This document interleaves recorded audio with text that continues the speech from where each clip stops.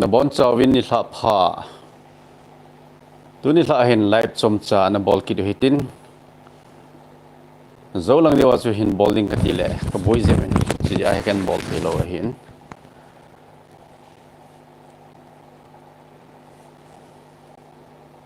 life in bowling hi ki sei ma thei hin sei ma sat ding da na hi na hin la hot hi alem chang thei pon ji hin kan sei ma sa thei ji pon ki he thim hoitin koi tabang azau nom kha le to life i ball hi aling hi ga share phoring katin tu ni la hen sei ding zong om be se ta chapa private limited hi sir nang ho jong max pay welcome back sherpa nang ho jong lim ni jing we Christmas good evening sherpa nang ho jong good evening Samuel Lunkiem good evening sir nang jong good evening heu kuki ni tha pha nang ho jong ni tha pha kuki len chandila khu kuki le na ha as tu sei thing pon milong ho sei nom da ne hin iskak singso ni tha pha lun pu na ho jong ni tha pha song hoi chang san ni tha pha sir na ho jong ni tha pha mercy chongloi welcome nang jong welcome sei boy hau kip kong lut pai pai ji ni tha pha nang ho jong ni tha pha mangcha hau kip hello welcome Minau pa kuki ni tha pha serpa from Saibol Post ta chapa ho hapanin pangoite Saibol Post om ta chapa ta chanu ho jo se kazana salam ken bole seiza singson sarjan pha na dam dam hinam hingi kadam dam nai na ho jong jan pha tingros khong sai ken jong ke leme kukilen chandela ku kuki versus naga hoi zo tamam serpa chandila kho ai ho itam zo ding oi hi ai ho mele kai jiu hi tu chunga chi tiat lo mong oi hi zam sgr memories zan pha hepa na ho jong zan pha Steven Herald Cookie News number 1 hi ki pawme sopi Steven kamneu haukip zan pha he un ho jong zan pha lalam mate zan pha ang sing na dam dam nam sarpa hinge sopi ka dam dam nai Henry topic din seo sarpa hinge topic di hetun la he saying hi tam tam jong le tam ta he ki cover zo ji pon tun la hi saying tam ta om jing jong le sei nom pi pe no hi u keng ne ho to iki ka thu ho hi ken jong ken sei loading hi tan chule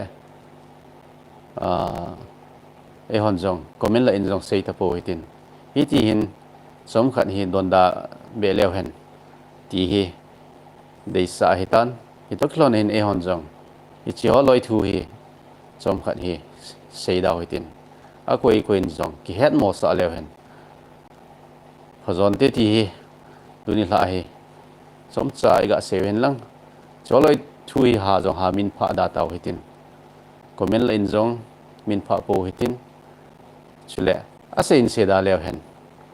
phazon ti comment sim phoning oi pi le taison khung sai ni tha pha sarpa na ho jong ni tha pha lam nei thing hau kip lam kai pu merchant navy chung chang thu ka het chin nom omi na number ning pi thei de ham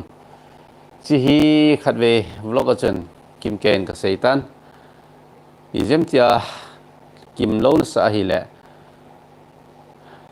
video description ai lo le about kitina kho ka channel khon lu le chen cha khon ka number ka koi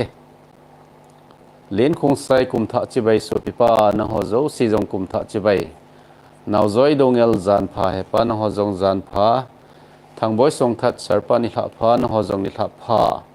loris mate ni tha pha he pa na ho jong ni tha pha musa thlobum ni tha pha na ho jong ni tha pha kamneu ho kip zan pha he un ho jong zan pha max pay sound chu aging chet khat ome he blob phal bilai hen blower room su room na dinga blower ka tha he chia hi ging zep hintin ki that ki lela awat zep jin let gun sang mate leilon hi tu le to ha bu le ham sarpa group ma kamu zabe ima cha thu poya boy jong di pon ni khan ya video hong viral me the hon in su thang skum lu ya hetan a me the ho ma jong ki phovin me the a piaro pau aram bai tingol piaro pa robin mangang in jong a me the yo chen point hi chi video lui sa pon na thot son le lewe ti ho en se mi le mi ki ka ki boy ne ding in video lui na thot le lewe ti hen point so chi video lui chen na mu kha jong mai the hen kum lu ya ni ki boy naw hin chi chu tu tha ki boy naw pon hi ma cha wang boy nom lo hi le kilomin hi chi u keng na ho thu hi som khat sei lo phot dinga kan sei hen som khat hi don da phot he ti thang million ho kip ni thla pha sarpan ho jong ni thla pha ali song ni thla pha sopi nimapur na ho jong ni thla pha lam thang emi zan pha sar na ho jong zan pha samuel el lun kim hepu mel imule amel hai seu sevin molung mun mun omzie ki pa me thanga sing son sar gun na dam dam hinam mege sopi ga dam nai hausin len kuki ni thla pha palut pu hilo palun pu za ting rose khong sai ni thla pha nang jong ni thla pha athang khung sai ma bana jong ma chal jingo sar pa henge nen to sol jingo ven gozi haula hello sarpa tula thu so la khom het no mome tula thu so hi kain tha do tan in ngai jing thewe ni sia morning jingka news ni tha news om hi en ani anan vet le thu so ha hi ne het ding ka kine me palet bai te ni tha pha he pan ho jong ni tha pha pp sing sit zan pha ds akon na ho jong zan pha lam ngai nun nun nun sar ngalelom ji enge on thoten an nga jing wete let let sar ni tha pha na ho jong ni tha pha lh lun kho khong sai ni tha pha he o litan mong ko da pat ki paw me sopi na ho jong ni tha pha helun hau kip zan pha salun pu na ho jong zan pha a paw do ngel zan pha seimin thang vai phe ulen good evening na ho jong good evening yan cha hau kip ni tha pha sarpa na ho jong ni tha pha thunlal hau kip zan pha na dam dam hinam hinge ka dam dam nai minau pa kuki sar no hi KSO an hi le ka ti e no chu ngei wal ki pa me minau pa zilngam to thang ni tha pha sarpa na ho jong ni tha pha chong chong neu ni tha pha em boy hang mi dam so jing in he pa hinge ki pa me hau pu gui te sarpa life in bol jing zio na mel mu jong le lungmon mon om ji ki pa me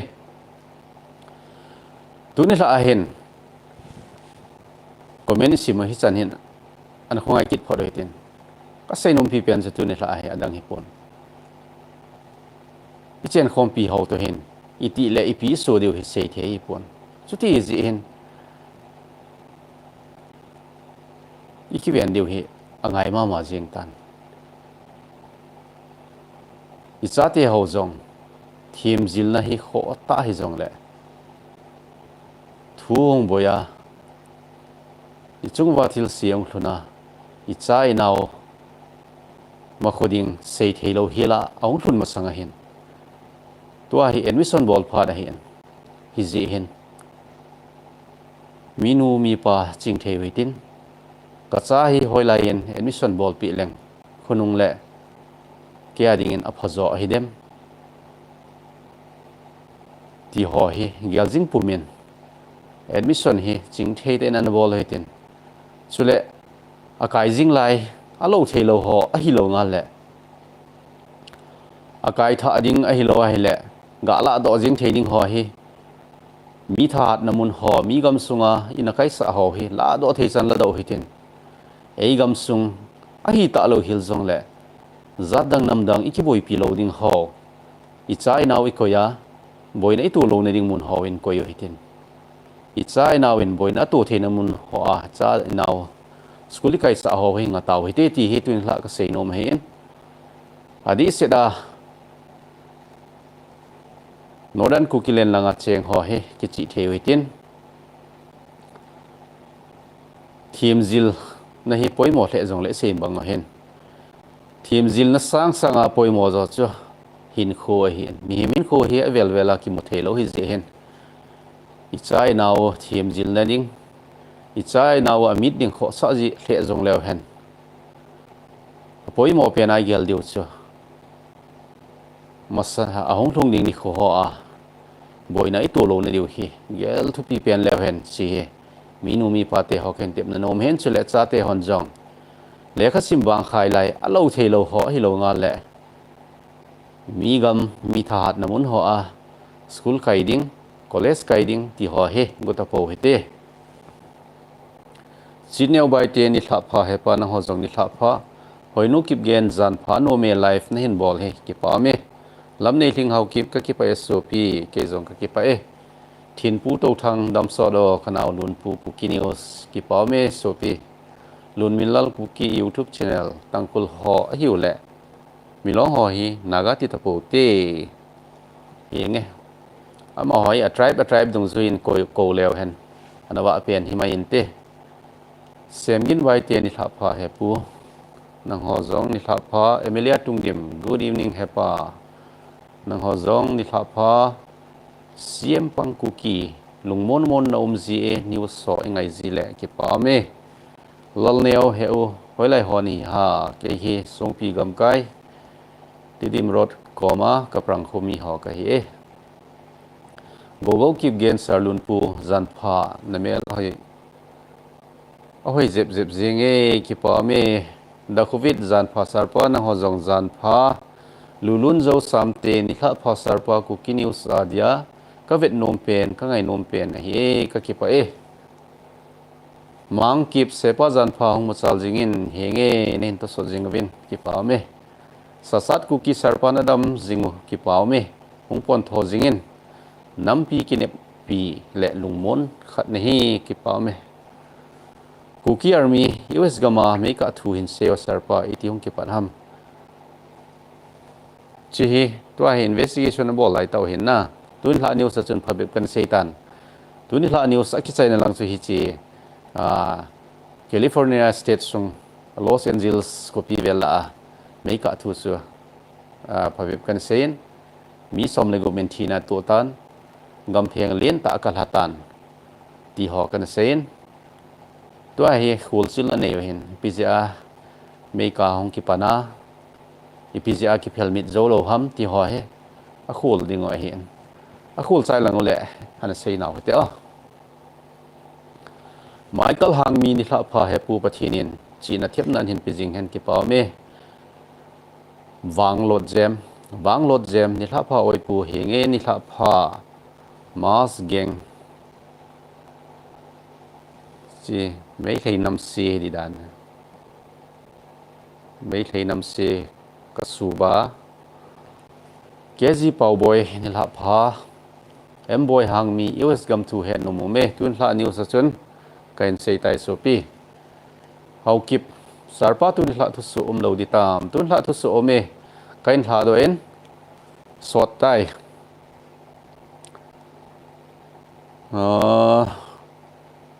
chi he tun thla thu su SOO keder HPCD host tai pen ti pen hina chi he tun thla hi kain thla do en views song he sangu baltai mamang hau kip leilon te pasal zo si ki ko khom dan dewa chu ipiti ham hichi hi amo khusung in togon ani uzong hintin hin la leilon lang thu ho he social media in ha seida taw hite haupu guite Burma lam thu hi chan apha hitam sarpa Burma zong update ding angai chana he ken bol jing a hen a hin la gal hi sot chan hen ama ho jong hi chutin sei thebe siam pon arkan army ho hen Rakhine state ala na diu hi township ti chu e hola sub division iti ho to bang a hen township thum bo ki war hitan chuchi township thum si bola la lo ham ti kina hile township khat chu Bay of Bengal tui pi chunga island a hian tui kolgam he island khat hi ji chun Myanmar Navy honjong angao su hite ding a hian Arkan Army hodinga konga ki tola chumun attack ga bol sa ha sa thim jong hin tin chule khat hi chok phiu township akitian China te Special Economic Zone SEZ namun hian China ten project lin ta bolwa seaport ho bolo hian chule sitwe kopi a hi kile Rakhine State Capital hian China en Special Economic Zone hole thautui aki khod do naw mun khada hian chuchi chok phiu township le C12 kopi vel la chu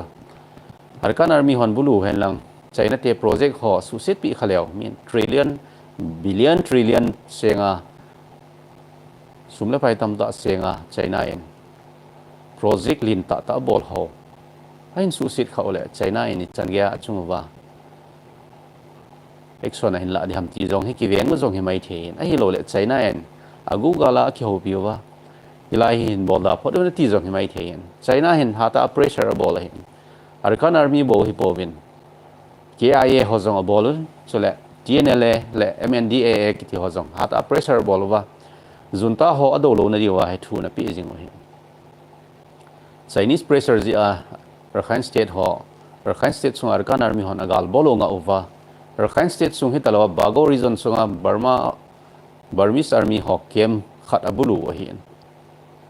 chuchi kem chu to phawa chule lampi ni hi main road ni to phawa hi le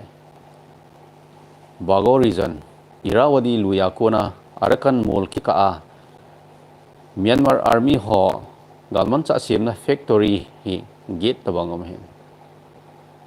chuchi factory ho zo siong chu ato pha thei ding ven ki sen itin hung chi chi tin Arkan Army ho hi ven chule PDF group chum ho le chinnam sipai hong ki tho ven tin chuchi galman cha sim na factory ho chen su boy pi owa ahin su set pi owa helewang Burmese Army ho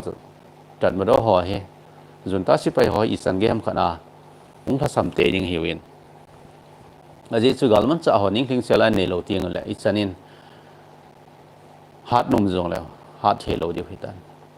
Burma chungchang update bol hi chan chun an ngahphat ki hoitin mimin kip gen ka sei nom ziu keng ne ho chan hi ki kham enge i choloi hi mit tiu ma me ne ai la koi man ki sei nom lo wa mi zo si hi ki ti ma lam kai hon jong mi zo si ki tim chi ne ngai ni het sa hi tu sei la sa ching theu tin to ko na hin social media site chi thawang site chen lang WhatsApp Facebook YouTube hen lang hoi la hi jong le i chiu keng ne ho thu mo he phapu po tin comment la jong pha pu da le hen don da ke le hen achang ven thip ta ven tin u keng ne ho zo si jong hi po en si liang mei ki ti mi le mi e ho ki ka ki jep ho hi a kho di se de ven angol jiu hen ong thung ding a he phapu ven angol manwa ki chom hi ve ti mai ve te em boy hang mi hoi janum ham he pa songpi gam kai ho kai em Joseph Sarpa Los Angeles affair ki pat dan hele hin seyo investigation chai langol hin seyo te kim ke investigation bol hon findings amu dong jeven e hon aki chai nung ke le hin sei naw te thang million hau kip kum tha chi bai sar na ho jong kum tha chi bai lal neu he pa holai honi ham Songpi district ho ka hi Zam SJR Memories USA make a thu ba hin seo he pa tuin hla thu so chen ken sen chi chu ana ve mai te a mei thei nam si khan hong lu din mas geng kitin hau khulal kip gen zan pha sar lun pu chule loile gol cheng zo si jong zan pha heng nang jong zan pha Frankie Amy na fel dan hi in khat pa dia Pasat numomong sarpa ki pa me sopi ngangam adi sarpa ukeng ni hotu hi iha sei chana ki bol the sa che che on mi ham zong ki tim zo lo nan ki dim tan lam kai cheng di igel zong le ha sa ki sa pi le jenge henge chi je hin don da hoite lam kai zong ki don da na mi tham non don da le hen thip da win te pi zong bol do po win te cholai phalnu kip gen jingka phasar nang zong jingka pha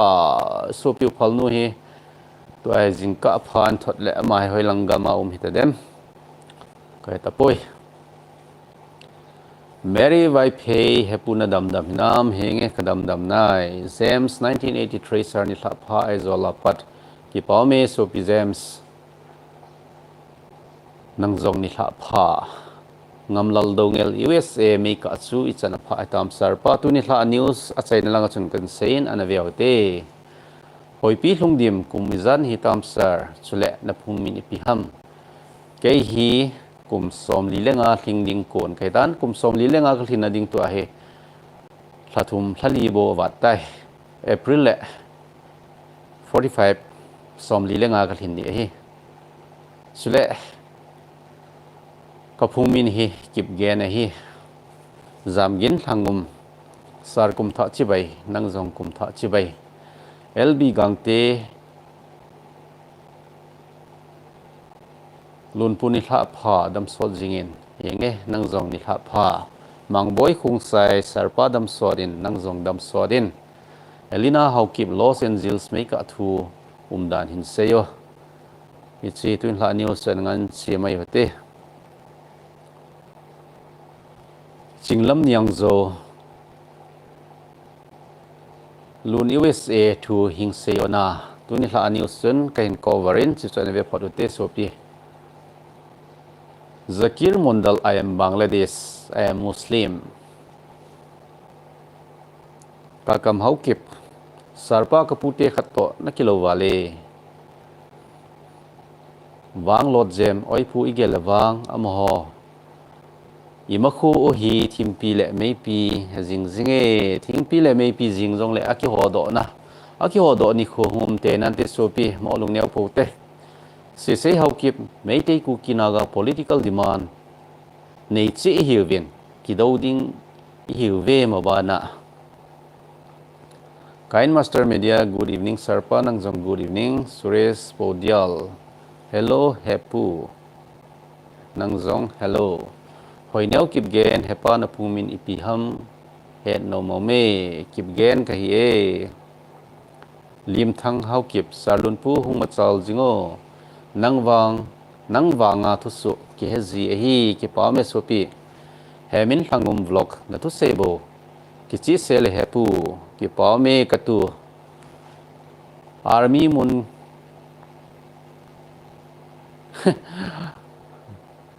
Pau min thang boy min sopi na cruise job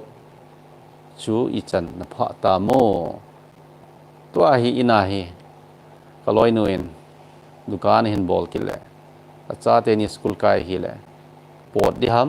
pot lo di ham join bol dam bol lo dam ti ka ki gel lai ta hin ka boy chenge ke jong SS gaming YouTube kanu favorite YouTuber ki pa me nanu chun ha te ne to so jing hen Kain Master Media sarpa microphone ipi namat ji ham chi hi athang pi a chi live ball pha chi kaman ji chule vlog ball ting le wireless ho po kamang ji to a he wire pa hin vlog thema ki a hi pha le wireless kamang ji e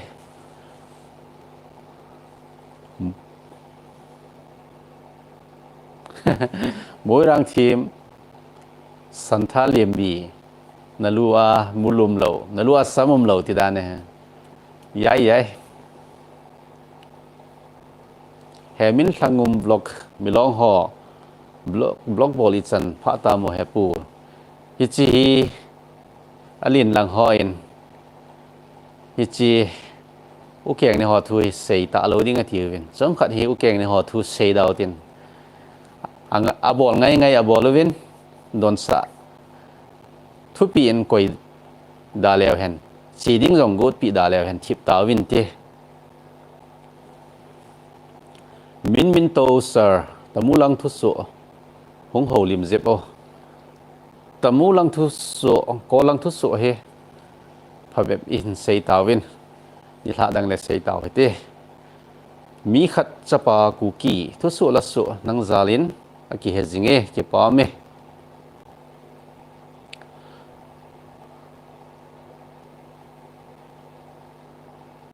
เดริสาไม่เลยฮะจังกุนซูเวกติจ้างำบอยกิบเกนสารปา suspension of operation 2ฮีอิจันพายตามเหตุนมเมฮิจีทางพงอินกิเซตปวนไอหอนทางพงอินเซดาตาวเตเดริสา I am Cookie I am Indian I am your PP เฮงเอ thank you PP จังมินเลน YouTube Sarpa Los Angeles ทูจงฮีเฮ็ดนมเมตุนละนิวส์สุนกันเซนสารนเวมาอยู่เตนะจิจูวางจิงสารจันพานหอจงจันพาจิงลำยังโจลุนปูนาวลุงดำอมเจียนะทุเสฮีอาจารย์นมเมกีปอเมโซปีส่วนกินเลนทาวมโอยปูตุนีปุเนียทุสจูเนฮดเละหินอัปเดตโอยังไงจิงลังเละอันเวลเตคุกกี้งำบอม YouTube channel สารพัดจันพานังจงจันพาเกจาเฮสารพัดนิลาพานดำจิงน้ำกระดำจิงนายนังหอนับพัดด้วยน้ำหอยนูเฮากิบกิปาปีโนเมหงมัดสัลจิงินเฮงเกจังกิปาเอนินตุสดจิงเวนลำกุนสารลุนปูตุเลตุอาคุกิจาเตอิบอยนาวคูหอยไหลตาหำนั่นเสปีเทดิหำอิสินทุเสฮีบอยนาวเป็นฮีมีล้อหอตัวบอยนาวมุนคนเสฮีแหละอิจิฮีเลยลอนแหละกุนซาคุลฮอกิกะกิบอยนาเห็นสุจีโคเตนี่กิบอยนาจีจนเลี้ยงไม่หอนมาขันคุซุงไอหอนลำปีไอในจิวสุจีลำปีจูไอขาเปียวฮีทางเบมเฮาเก็บลอสแอนเจลิสทูนเซโอตัวนี้ละนิวส์ในเวลติโซปีกิมในลำดงเอลเคยไงสังเลสารปากิปอเมโซปีเอ็นกิมไวเพนิตักพานาเลนาเลงูนิตักพาจังมินเลนยูทูบเกนจงกระเดยดอนเราได้ฮิวเวเด็ด15อเตบุคูงาทอดีฮีชอลอยกิดอนดาเห็นลังอลัมพิวิจงคูจอมพัดกิฮอดาเลไอหอยบอยนาดิวจงปุ่นเลยมาคงจะน้ำหอลังอากูนันนี่เอลุดเทเท่าเท่าอดังเสียทีเล็ดลังกางวิลัมพีหอยตาขี้ห้องเห็นบ่อยหิเบจิงเห็นจอลอยลัมพีหอขี้หอดาจงเลยบ่อยสินเราเห็นโดนดาวตินทูจงเสียดาวตินก็เสียบางจนโซเชียลมีเดียไซต์ละหอนจงคอมเมนต์นินจงมินพะฮิเลยตินนิวส์อินจงกิมินพะตะปนจินจอลอยทูเฮจอลอยทูดังอีเลบังกิมินพะอินตูจงบ่อยน่ะเสียมหอทูฮิบังอีมินพะโหลดิวฮีไอหอดินพะจตันเตทางคลอลกิบแกนเกฮอนจงเคยสปอร์ตจิงเวสารปากิปอเมโซปีเซดีมีเดียนิลาพานังฮอจงนิลาพาเป่ามินทุมทรงคุกีเฮปานดำหินามหิงเอกดำนายตูเปียนาไลฟ์อาหงลูดฮีมีจลีเลสอมเลสกีเห็นไลค์เห็นบอลเฮมีสอมสกีเลงอาฮีกิปอเมนบอนเจ้าจุงินกิปะเอฮิเลลฮาวกิบสารหงมาจัลจิงโอดำสอดินกิปอเมโซปีฮิเลลเกอร์สันตัวทางนิลาพอสารปานหัวจงนิลาพาเลตเซฮาวกิบนิลาพอสารปานังจงนิลาพามินลุนกิบเกนเฮลโลเฮปูนังจงเฮลโลมวยรังทีมสันทาลิมบีเฮปูนังอากำเนดิตาหอในเอทุเสียฮิโลดันตาเกนฮัดนูจงลอยกุมทัดจิบายสารปานังจงกุมทัดจิบายเจมสิงโซนนิลาพาลำกายปูดำสอดกิปาเมนังหอจงนิลาพาโดนีฮาวไลกุมทัดจิบายนังหอจงกุมทัดจิบายลุนจากุกีนังนิวส์โปเฮกังไงนมจีสารปากิปาเมอันเวจิงินลุนมินลัลตัวทางปุลุนปูดำสอดจิงินลังทุสุอินชิมจำจิงินดำสอดินกิปาเมนังหอจงดำสอดเวนป่าวว่าคุกีกุมทัดจิบายนังหอจงซีจงกุมทัดจิบายเห็นคุลินคงใส่สารปานิลาพานังจงนิลาพาเอาลัลกิบเกนมังพัตเอาเทสารปา chu le lai bi zo si nang zong mang pha lun kip gen zan pha lam kai pu nang zong zan pha sei pu mi sau ni tha pha kum tha chi bai he pu nang ho zo si jong kum tha chi bai Suresh bot diel koi kho ho ni hi ham pu ka khu hi ka prang akitin tedim road lampi pang a hi e Pao min to thang nang thu sevo ki chi pe ne sarpa ki pao me ngamlal hau kip sarpa ipiti dan ham tula so pilam ka zanivel chun gucha mi chom tam hle ham tulai hi lo ne tam pha nen gucha mi chom jong he khotin aw me hi gucha mi chom hi ki beijing na lai ding hi business bolovin alei bolovin is ovin ichate ovin ani adi head sign ania tam business bol tam chan azu tam chana ania tam chana gucha tam ding ji chu chain system ai gel di mai inte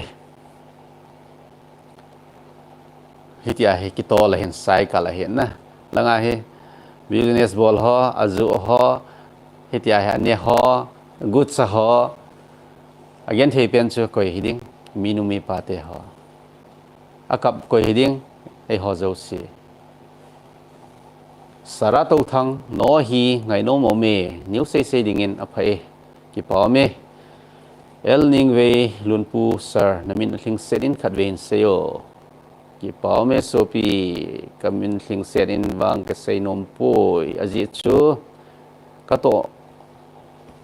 kato na luyas kamin thung kaya kana to hin kalim kamel thu chu men kamin thung kaya wang chu ka seya hele ka ki pal na the ka sei do ni la ka o chet na ding thein ka sei nom poi hin sei da mai nge pawa kuki bunane tam henge sopi bukane tai lingzane hau kip dam selo no zong dam selovin lol khulin sarpani tha pha kunsaram pel do thein lo dan hin te sopi tua hi alai chu ki pel do thein mai the hi nai tua boi na hi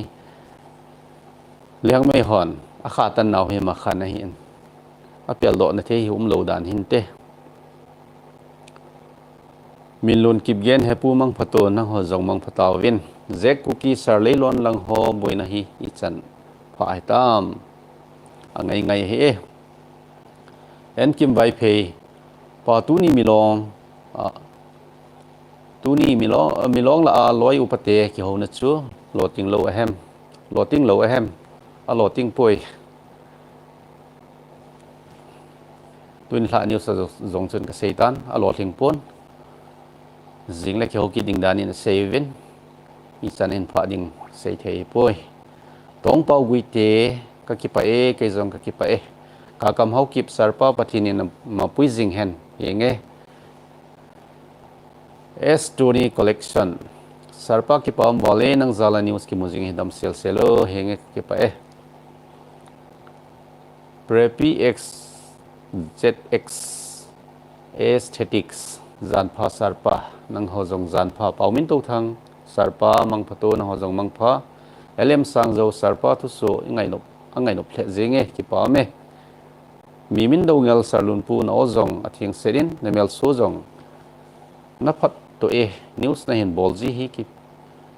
ki pam hle e ke zong ka ki pa e thangklol khung sai sarpa no hi ki chi sele hum chal jingo henge ki pa me nin to sal jingo win thangboi khung sai pule pa ten milong I vo le aki ki zole ati we lo ham khat ve to vo diu he makhan langa ukeng ni ho khu itin gelem sarpa kein se tu la he don daw te ti ai kan sei tai don daw phode te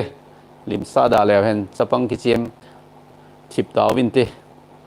lingzaning hau kip dam selo sarpa na ho jong dam selovin he khen zo pulun ni tha pha nang zong ni tha pha sa sang vai phe sar no so hi ngai no mo me ki pa me so pi sa sang sei boy sing sun kati lo ba hi e yenge don da lew hen amo le mo thip ta win te pau min thang boy min life a like piti ki bol ham sir life hoi am ta mo life chi hi ti hin ko ki jadi hin chi na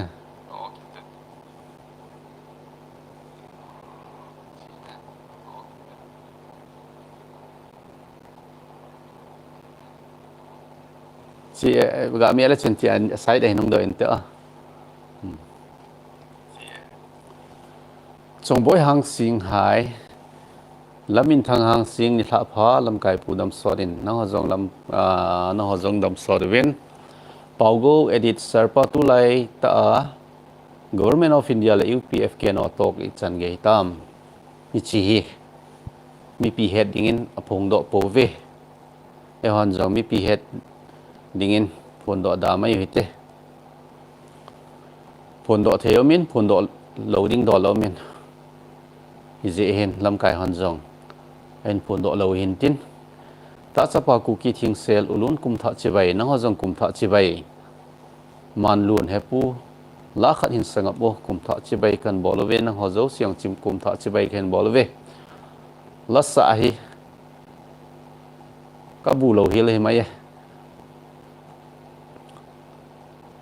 Simon Thumsong good night sarpan ho jong good night Stephen Sang lun sing son hai pau thang do ngel sir na wat sir na ewat na oso nge je la sa jong thim le chun kilom ka sa e la sa wang ka thim pui es kap siama hau ke pulun pu nang ma tha niam ngai na mi azara thu thar rang rang le chan chin thar chirang rang kan lo riat phathina alom om le lalpan vengin om pui zel cheu ro se mang thao nang zong mang tha so pi pau he mizorama lo se pau tho hoda ni he mang phao vin lang mizo pau tho han jong ei pau chu ni he tho tho diu hin beijing wo so pi mizorama cheng ho mi min hau kip pathinin nama hin pui jing hen o hepa tu sei na sit na thiam wale huma chal jingo ki pa me so pi es hau khugin hau kip sarpa dam selo kain ki pa pi e ke jong ka ki pa e nein to sot jingo vin lalboy chong loi sarpa dam sorin lekha ichan simham please lekha hi bi e chan kan simham ha me lamboy kip gen sarpa khangai sang pe ne dam sorin ki pa me no zo si jong pathinin dam na pio hen lamang khung sai sarpa ni thla pha na ho zo siang ni thla pha andrew khung sai vlog hi mu kha lo lo na mun hin bolo lam kai pu he nge tu la he ka wa do man pon ina hi ki pe khu cheng jing ka hin phat ong ka nei pon lun cha ku ki no hi la sa na thep ma sarpa la sa hi ka bol kha pon thep jong ka thiem poi amos pa hau kip sarpa jingka ni thla nang news ka ngai le nom ka sa jidan huma sal jingo henge haten ken jong bun chu ten hin bowling katin angai hon jong pon tho ten an ngai jing wo lalboy kip gen save zio hangan nei sa ham so pi pau thang do ngel sar no hi nge je la sa jong thim le chun kilom ka sai bt kukilen or india sir kukilen music song sar tu pet na hoizan ham tu pet a hi songpi district in kome mang dim slung dim lampel dang khat ki siam do hen lang ama ho zo khu ki suboi thele pha hi e sarpa kain ngai sang ji mang pha na ho zo siang mang pha lalboi kip gen seva zio seva zio ipipen chu seva zi ding na ti ham so pi thangjangam hau kip ki pa me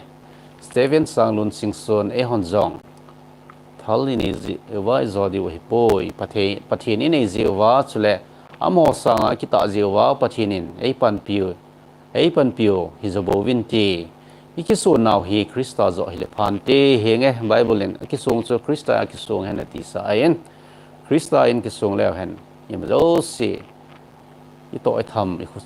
i thil bol i khu sa na ho zo si lo thing tan te sang boy gang te hepa mang phatao na ho zo si jong mang pha mang perfect noblen lasting sarlun news si ai thele mazep zemin in upload zio nang channel ka subscriber pat TCN ka vet zilo te ka ngalel ji ki phatlam chu mau me a hin la in sunga he to ding tham ding om zin izi hin suna on ka la hi in sungna phabe ki to zile ni thla lang news si ki vai ge khazi hin vai ge zong le ka hin bol tho ding hin ni thla ni dan gate ko ma khai chana jong ken upload khai alo theloi va do kum jong khazi so je hin vai ge kum jong zin a hin la nami ten nei het video chu vai ge zong le news si bol te ding kain bol te ding upload te ding idam na wa pathin idam na pi po wa le ni se thu so he bol jing ding ti he man jong ka tup kha da hi lami lon kip gen mang phat o sar yenge nang jong mang pha boni vai phe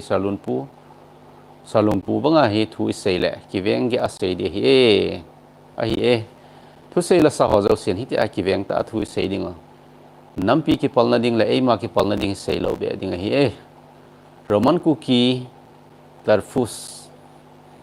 na o chu nge new sim ding momong hi ki pa me sopi lamboi kip gen ki pa thomas official mang pho sar pa na ho jong mang pha james bond hai sar ni thla pa nang jong ni thla pha manga sing son jan pha nang jong jan pha hau pu hau ki kum tha chibai sar pa nang jong kum tha chibai lal zom sar pa tu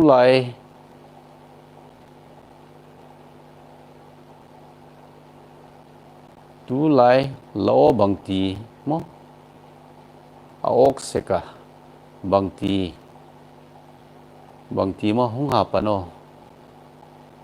i khat a hi ni khat ya editing su hoi lo hi na khat ve le application ko boi ji ham ka pun upload ki bol jong hi khat ve le boi ji edit ki bol zo a video su ka ngai ni le a o na jong phun aki sei lai ta hung tan chot ti jingka ni usam jan hi ni la ni zo cham thu so en ngai ho jo sin bon chawin jingka pha thu so ngai tau te ti na ni lai ta jong so hung tan jot a hi la video su ka ngai ni le atan na lo aki upload na hi ga dile na upload ki ding jong chu mi tam ta inveta ep ho po e ti a chu ka ko e hi ka o a hi pon upload ki bol na chu internet ki ti chu mi a boi je kum zong ji hin chi hi an he thi mai te sopi lai zom suan tak in ichi nei na het pi kim lu pheng ni thla pha sar pa dam selo henge na ho jong ni thla pha sim boi khung sai sar kum tha chi bai na ho jong kum tha chi bai asar hau kip pachinin napan pi jing hen lang na thla kang hi be hen dam na chi na pi jing hen ki pau me na ho jong pathinin na ma pui jing o hen lalgo min elais toy kapa chat pen hi ate akhangin nang thu seibo anga lel ji hi dam sorin ki pau me wungching sarpa mangpha hingma sarpa mangpan hin hingma puijing ta hen sar mangpha hinge nang jong mangpha pathinin na ho jong na ma puijing o hen muachik sarpa na khumin he cpo ka khumin hi ka prang na kiti lalmin lon chong loi sar sopi zomi hoto iti utam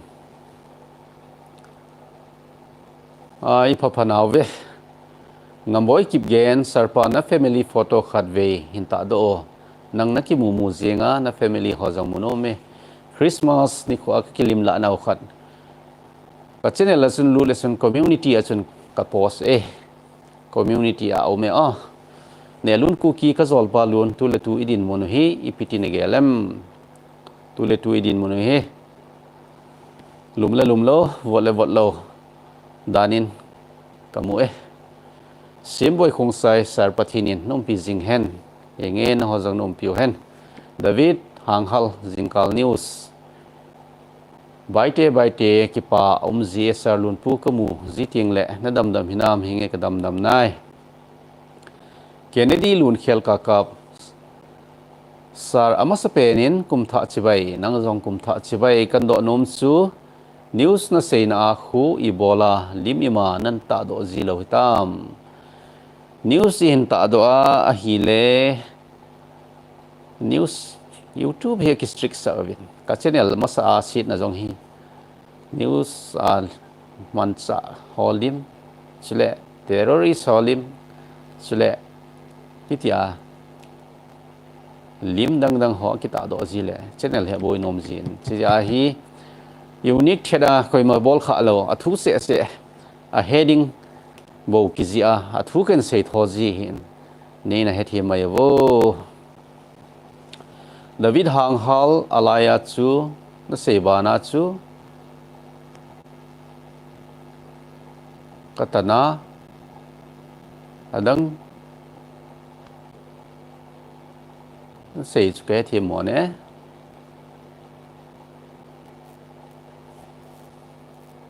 so pi David hanghal na handwriting ke the poi en kim vai phe pa liang mai ten ku ki te kianga bang adi manu mo chi hi lam kai han chi holoi thu sei ta lo de thi na chi adi man ho jong sei po tin chale thu hi sei da pho te don se da le hen chapang ki phin kho don lowa khep lowa ning khat ai ga tun do le changa thip jeng hin iti hin koi phot jeng hote thang khu sat thung dim salun puni tha pha na ho jong ni tha pha hegin kuki sarpa kum tha chibai nang ho family nang ho jong kum tha chibai zo so pinowin vai phe paw en house ka ga gel le ikhada tuma sanga chun vai phe paw hi ka tho khatha hin ka thiam ta pon high school ka kai lai wa cha kaloi ho he tama hen vai phe paw hi kana tho thei tho tu lang hi ka thiam be se ta pon short film khat kana bolawin anu pa danin ka pangin vai phe paw ka tho chu kum som ni zo langa vai phe paw ki tho da na om le a tho mo seng jing a tho do hamin short film khat kana bola hin a velom jong le chi lun pu vlogs channel a khu ka koin nan vet theu hin masanga chu lang ni di chat view sum hitan a hin la ka channel long sit pa da chun hi chi lun pu ku ki news channel a kana koi hin channel long sit phana video zo si ka delete a to a hi lun pu vlog channel a kho vela upload khen bol kit hin ka vai phe pau tho na vet nom wa hi le short film a khina vet the hin tin ei pau tha do ku ki pau to vai phe pau hi ka hala anu mei nu hi vai phe hin pasal pa hi be mang a hin amani cha a pau chi a ka ke ho sa hin itia he bilingual ti mai tin pau ni a he short film khat kan bola kitchen ning thudol ho kana thang sap na hin dan thinga zinei te as dan thinga zinei ho abai pen a bowling gaun ho a hilowa hile photo shoot ti ho phatlo dan ho ne khat kana thang sap ma hin ina vet theu hin te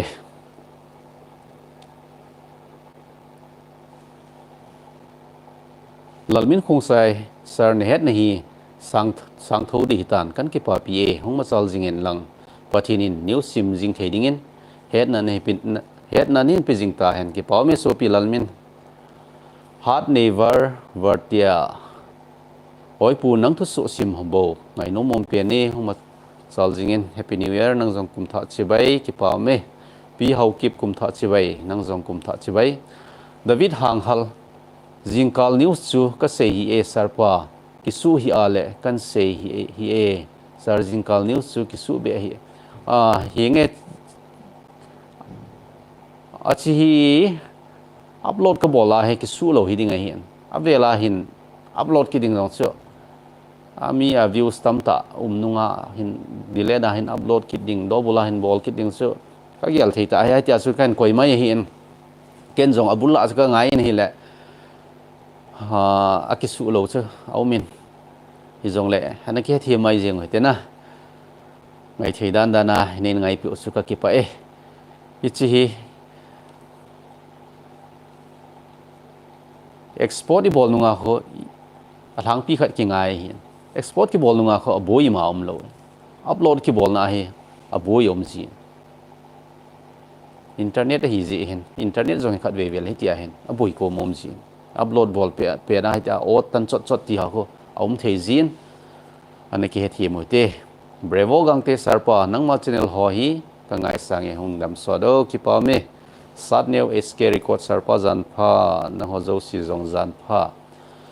lalmin khung sai manipura tribal emi ho hen ipi bole hen kilung to thei di vem point khat be en se yo manipura tribal ho hi ipan khom wa hele I ma cha bolo hi la jong I tu bu khat chi mu thei ding a hen la ai ho hi iti zong le ipan khom na di pon mấy thầy hòn ST demand hin bol nào chung hin chu chi do dal na chun at sum holam kai nen solidarity rally and bolivin hi chi a hi gal ki pan a hi kitile ki sei wa lo ding hin gal ki pat na aji khat hong hi do hin manipurai ho ku ki ho to milong ho ki to ta yum na di hi wang chu ha sa de win te Esther haukip hepa namit hadan chu angui gu to na kilo jinge kamit hen yaw mong hin kamit aniaw je ai angui zong ai di hin zanong hi sot thim zong hi tan tin kamit hen yaw mong he ani RBX hello Calvin MK Swantak Sar news na setting le video lim to hing koi thale chun the best tribal news din hi tai lim hi kan koi hi lim hi koi the hin video clip ho jong neo cha koi the nan hi jong le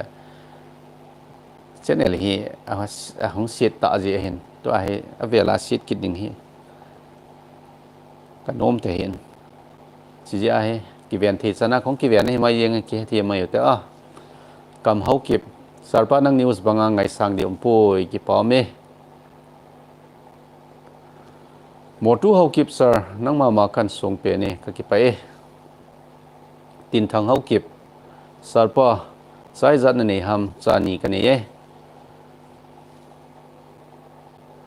mi nau pa ku ki sarpa chu phatein veleu chun anui to kilo zing e sarpa ki anui to kilo lama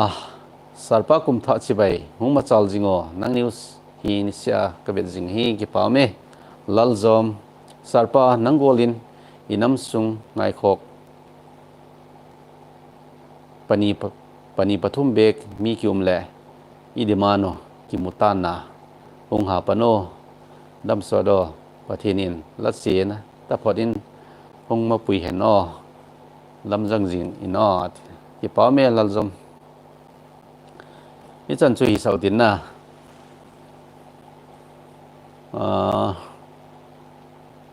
tu ma sanga chen thu neo cha hen sing tin tu ma sanga chen saibol boi lai ta hen ko tu hoin economic blockade in Bolivin, awan in total shutdown in Bolivin. Silai ta achun, Kukizo Council hon, economic blockade ahin phung ovin. Ahin la chi ko tulam kai ho ko ma ka het nom cho. Kanil kal na wang hipon ka het nom cho. Economic blockade ahin phun cho ichana effective ham. Ichana lolhing ham. Economic blockade upon ta wa hi le hoi lai lai ya chu chi economic blockade so enforce ke bol ham ke chi la pi ham economic blockade enforce bol na ding chi la pi na dinga hoi lai lai ya volunteer ato sa ham jong chi het no moment chule economic blockade upon masangwa agam kai district dang ho a CSO koi anoi wa CSO koi ho to ki he tua bol ham ti zong het nop omen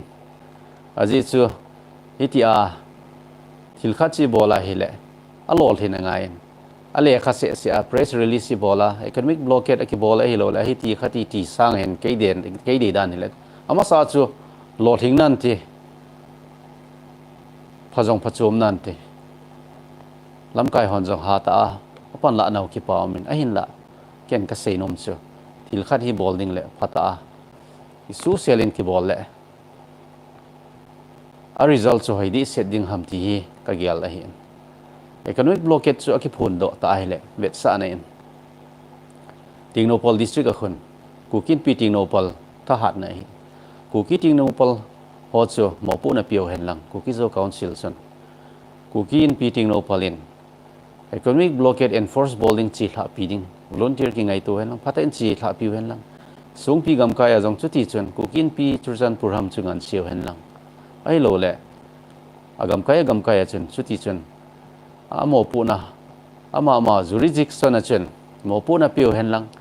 economic blockade i phun ta wa hile phata achi thla piding enforce bowling ho chu phata in ki koile a phadem ti hi ka dei dan khen se hin koima ki got na jong hi pon hiti theile phazodi senin te ti ken sei hi bove comment khatlenin simutin i live jong nidan khatling wa ditan 56 minute ahitai sin khup hungdam selo sar hungdam theyo henge na ho jong dam selo bin kam hau kip sar thusim jong hin upload jingo lunpu vlog channel khon thusim ngan sei sa ho tam ta ken upload in to hi izanam khat upload ding jong omen ken upload jing ding a hin thusim hi hatha ga seiding kanomin tu masanga syria gal thu ho syria gal ong ki patdan syria civil war akona tu chana syria government a thu chan cha seiding omen a hin la ka boi pi man pon i sei le chu i ngai nom di won phat ka ne ya hele kim ken ki sei do hi jong la thang pi khat wang hi ka hin sei go da hen thu sim ho hi vlog channel langa ho ken upload ji ding hi lun min lal hovum sarpa ken pa cha the news la khom ki ti ho hi ko koima povin azolo a hin nangwang na pon thoin na news sim jong ki chi sel jing ji e paiding om ji poi ni sia nang news kanga jinge ki pa me tin thang hau kip sarpa khatve mukbang hin bolo ne ki ti hi ka bol the mo walin mukbang hin bolen nei nui sat diwe lasa mukbang ti oi kan bol ni le ka news na ngai we na nga ajing mai thewin ti zat omin ji hin bol da mai nge mukbang to lasa ki ti hi zam khumang baite sarpa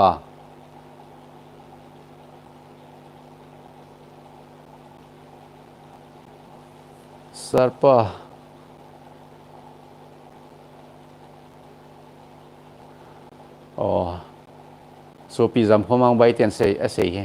sarpa laoso mong hile ka ngai sange thugen di mong la hi ka hun pak chai ti ka ki pak hi nei lin thang sarpa leilon lang thu chu la ipi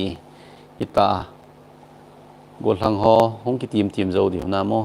lam kai hon don lo di ti we tai cho loi thu Stephen Sanglun Singson ki pa me Zoli Kipgen KPI lang hon an chang ki koi tu bule phading a hiza photlot lowa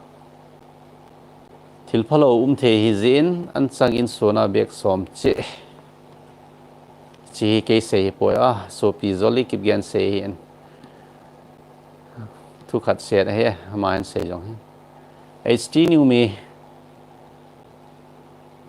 pi sei ta mo a pau ke pun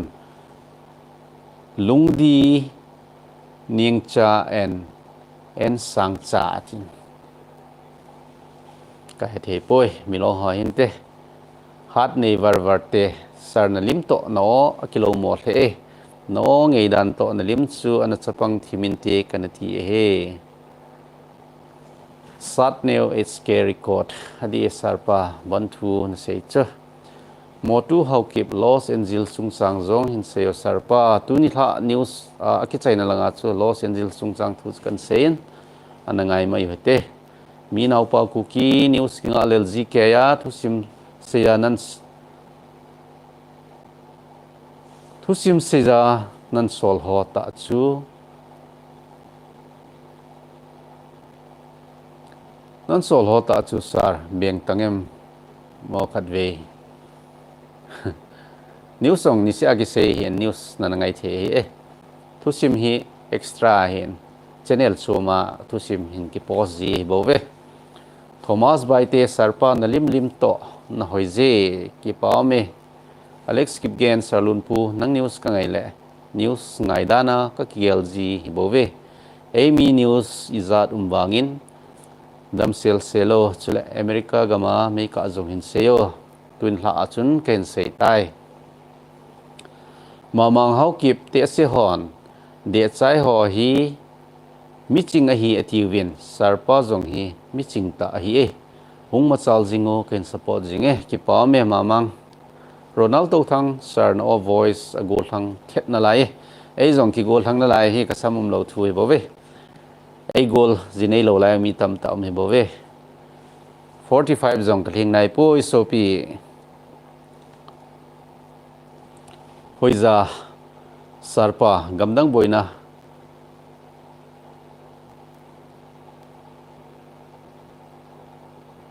sei ka thiam puan gamdang boina ki boina sei tama ki to sotwa poimo ho gamdang boina sang ho ki ka ho boina ho zo seya ki to sotwa poimo zoi ti da na he chong hang pu ku ki ka do nom khat chu ipt le tu lai khanga hi chapang cha cha jong sam kangam tam nang het dolin seyo atopic to ki to hi jong le ha tu lai khang keu hi pon khang masa ko na chule khang ki da jong hong lung ding hong hi tho ding ichi hereditary hin ke ho ai hereditary he kapate zo si kapate jong kapa jong asam akangin chule asam apulin kapute jong asam povin hereditary ti mai ute thangneu ni thla phau japu na ho jong ni thla pha Amy James DN baite hoyan ta mo ina ko me tu ta hen len media official sar het na kibe na theilang lekha sim na lai hoding in zong hin sei pi o ichi hi lun pu vlog channel ka sei ho ko atam zo history chule education related nge na hi en ichi ko ana veleo hen I phat chom pi ding o hi vet sana mizaili piham kiti ho chule vanoya galin ta ho thu ho na gam khat ki boina chole nuclear thu ho e thu ho ana vele hen phat chum pi ding ka kine me zama khong sai lun pu nang mama ka ngai sange leilon lang I pithum tam hen no me se be ding pon leilon lang hi som khan hin don lawa koi ning ti da no hi e lun min lal ho kip sarpa ka ngai sang mo monge ki ba me so pi nidan khat an waltan chomcha seding ka god hi ki pa min tu chana life hong e pi na lai mi zanile som ko le khat a hin na chung che wa ki pa thu ken phungen life in ve ho zo sile kununga